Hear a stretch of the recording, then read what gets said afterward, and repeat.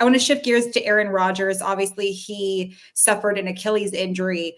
I've never I can deal with an Achilles injury and how it pertains to a baseball player. I've seen it quite a bit.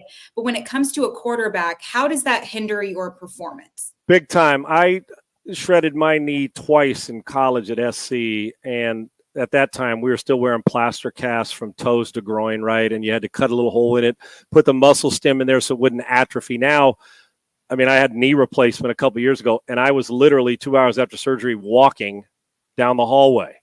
You know, you got a hinge at a brace on, and you're going, it's like, damn, this has changed. And at that point in time, it's like, oh, an ACL, man, what are you going to do about your career? Now those guys are so freakish. They're coming back in 7-8 months. I contend that Achilles is worse than a knee injury nowadays. Mm-hmm. And when I hear that Aaron Rodgers says he's going to play the show, I love Aaron. I think he is along with Marino, I've never seen, maybe Joe Namath early. I'm talking about release and quicker, the way the ball comes out. I can't there is no way that guy takes a snap this year.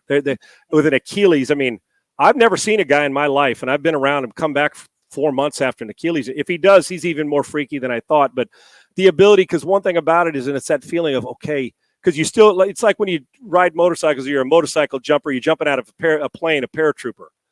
You got to practice somewhere. It's not your first. It's like where you practice. Same thing with this. That first movement after you're injured, that confidence getter, like, can I make that quick twitch without blowing it out again? Even though doctors will tell you can, there's that feeling of, man, that tissue, and can I do it? So I think he's going to come back fully healthy and ready to go 2024. I can't fathom.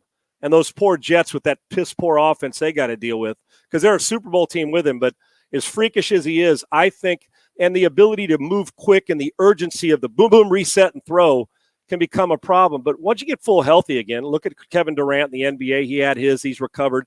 It just takes a little longer. And I personally think it takes longer than the knee does. Okay. And I think it's a very, very difficult injury. I don't think there's a chance in hell he plays this year, but I expect him fully back and being in an MVP conversation next year in 2024. It just sucks that we had to see it at that stage of the game. Those are bad injuries. Well, and talk to me a little bit about how his mentality could be watching it from the sidelines. You mentioned that piss poor offense and how the Jets are struggling in that aspect of the game. Put yourself in his shoes, watching it, struggling, knowing you can't make an impact right now. Right. I would imagine for us mere mortals that we're like, you're rooting on the guy. There's probably that human nature that says they can't win without me, meaning Aaron Rodgers, that he's damn near correct. They're not winning much without him, and knowing his teammates crave him. But I'm sure he's talking with Zach on a regular basis in the quarter to try and he knows his job's not in jeopardy. So as I was kidding, you're trying to get these guys feeling good heading through this year in 2024, because they have a Super Bowl defense, and Garrett Wilson can play, and Breece Hall. They're loaded with talent, and I like Robert Saleh. And Aaron Rodgers, what he can do is he can make up for a lot of bad quarterback coach calls or offensive coordinator calls that if we call something bad as a coach, he can fix it. That's another thing about that IQ and processing. Is that guy, okay, here's what he meant. This doesn't match up against this. I'll make a good decision. We'll come back and tee it up. I think it's got to be brutal on him, especially all the offseason expectations going into this year. And then in the opener, with all that hype to have that happen, it sucked for everybody. But for even the teams that got to play against him, although I'm sure the East is like, thank goodness I don't have to deal with that guy this year. But he is the one reason why I think he's one of those guys that loves it when you say he can't. Mm-hmm. Some people say they do.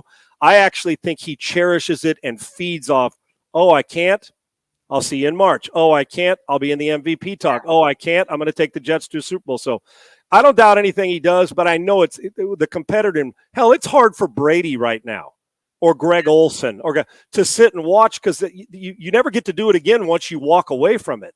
And that competitive fire that makes Rodgers and Brady and these guys who leave great is the very same thing that drives them crazy, because they can't grasp it. You feel helpless because you can't put your hand on the football and go do it. Brady's retired and Rodgers hurt. I'm sure it sucks to have to watch it, but I'm sure deep down where people don't talk about it in his soul, he's thinking, wait till they get a load of me in 2024, which would be human nature and understandable. But I feel bad watching that offense play, but I got news for you. Don't feel too bad for him, because when Rodgers is back next year, it's going to be brutal to have to deal with that team.